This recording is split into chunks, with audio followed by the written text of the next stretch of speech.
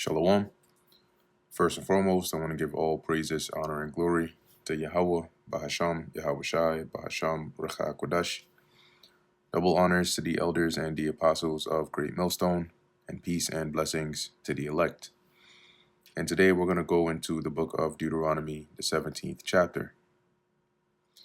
Thou shalt not sacrifice unto the Lord Yahweh, thy God, any bullock or sheep, wherein is blemish, or any ill-favoredness, for that is an abomination unto the Lord thy God. So basically, of the sacrifices that you bring to the Lord, you got to make sure that they're not maimed or have any defects. Okay, let's look into the word here for ill-favored or ill-favoredness, which goes into, it's likely the same, along the same lines.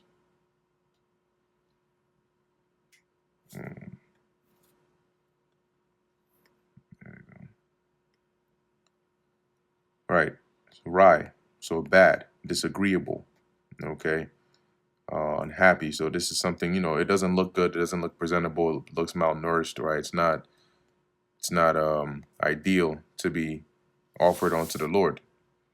Verse 2, if there be found among you within any of thy gates, which is your cities, which the Lord thy God giveth thee, man or woman that hath wrought wickedness in the sight of the Lord thy God in transgressing his covenant, and hath gone and served other gods, and worshipped them, either the sun or moon, or any of the hosts of heaven, which I have not commanded. So if you find anybody in your city, right, it happens to be somebody in your city that is committing idolatry, and it be told thee, and thou hast heard of it, and inquired diligently, and behold, it be true. So if you hear about it, and you go and you investigate, you do a diligent search, and you find out, okay, this is actually the case, such and such is doing this, this, that, and the third, these forms of idolatry.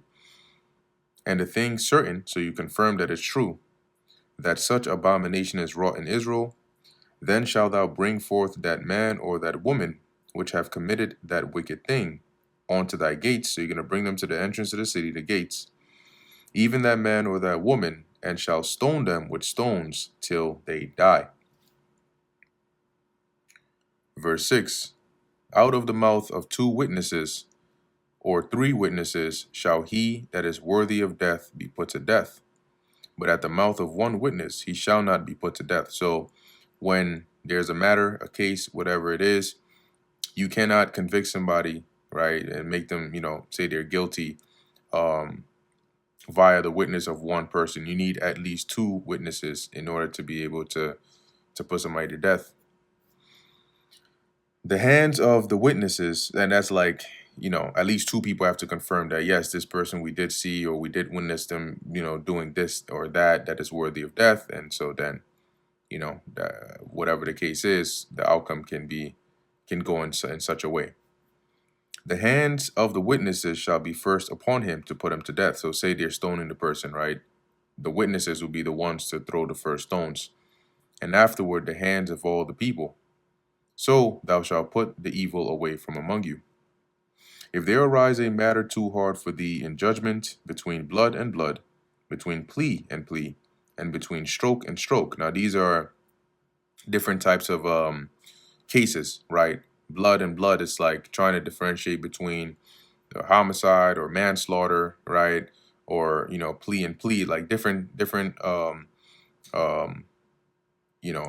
severities in different cases. But it's difficult, it's intricate, and it's too much for you to judge by yourself, right? Being matters of controversy within thy gates, then shalt thou arise and get thee up into the place which the Lord thy God shall choose, right? So you're going to go to the place the Lord has chosen, which, like I said, in the future, this came to be known as Jerusalem, right? And before we go into the next verse, I'm going to read this as well in the NLT. So it says, suppose a case arises in a local court that is too hard for you to decide. For instance, whether somebody or someone is guilty of murder or only of manslaughter, or a difficult lawsuit, or a case involving different kinds of assault. take such legal cases to the place the Lord your God will choose. And when you take it there, all right, as it goes into in verse 9, and thou shalt come unto the priests, the Levites, and unto the judge that shall be in those days, and inquire, and they shall shew thee the sentence of judgment. So you bring it up to them, and they're like that would be like the higher court, and they will basically let you know, okay, this is what the matter will be. And thou shalt do according to the sentence which they of the place which the Lord shall choose shall shew thee. And thou shalt observe to do according to all that they inform thee. So everything they tell you, okay, concerning this case, that's what you got to do. According to the sentence of the law which they shall teach thee. And thou shalt observe to do according to all that they inform thee. According to the sentence of the law which they shall teach thee, and according to the judgment which they shall tell thee, thou shalt do. Thou shalt not decline from the sentence which they shall shew thee, that is, the judgment or the decision that they tell you. You're not supposed to, as it says, decline, right? So basically refuse it, or to go in the opposite or do something else other than that, which they shall shew thee to the right hand or to the left. So don't deviate from it.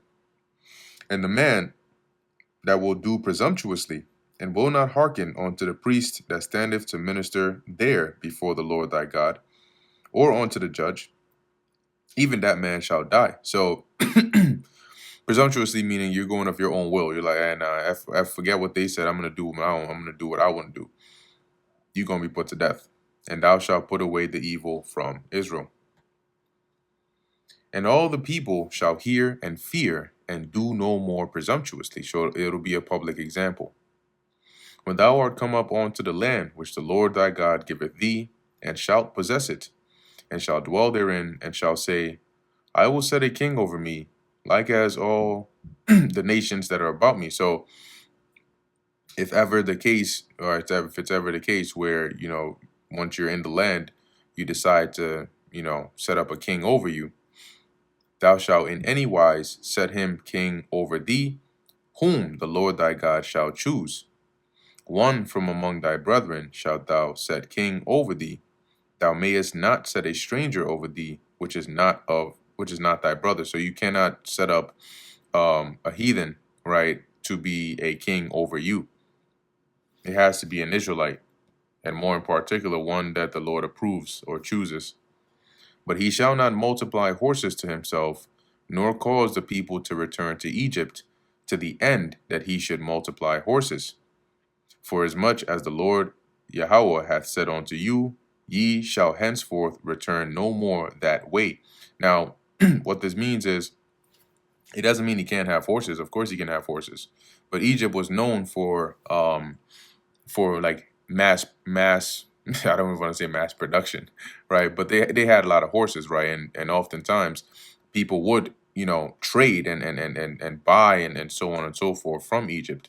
And so what it's saying here is he should not multiply, basically have or require so much in excess as to cause the people to now have to go back to Egypt in order to procure those horses, right? As it says, to the end that he should multiply horses, because the Lord has already said that ye shall henceforth return no more that way, as like a multitude, right? As almost like a people, as a nation.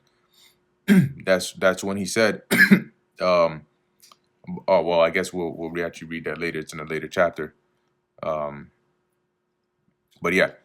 So verse 17, it says, neither shall he multiply wives to himself, that his heart turn not away.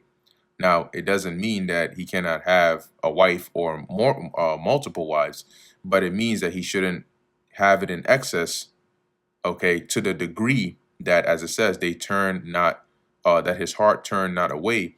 Neither shall he greatly multiply to himself silver and gold. So what the Lord is saying here is not to do these things in excess, okay, lest they cause you to go off. For example, King Solomon, he had, was 1,000 women, but in his old age, it was those very women that caused him to go astray from the Lord. Okay.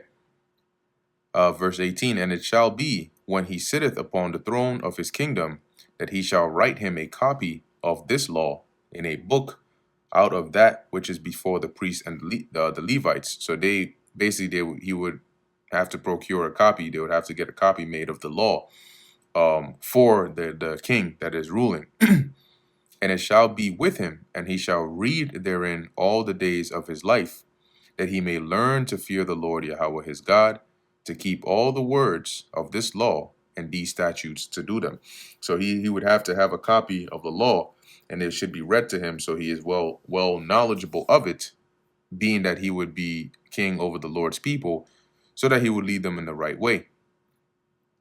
That his heart be not lifted up above his brethren, and that he turn not aside from the commandment to the right hand or to the left, right, to deviate from it, to the end that he may prolong his days in his kingdom, right? So the reason for this is so that he can prolong his days, his rulership, he and his children in the midst of Israel, right? So long as they continue in the commandment of the Lord.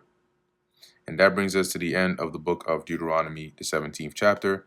Lord willing, that was edifying to the elect. In closing, I want to give all praises, honor, and glory to Yahweh, Bahasham, Yahweh Shai, Bahasham, Racha Kodash. Until next time, Shalom.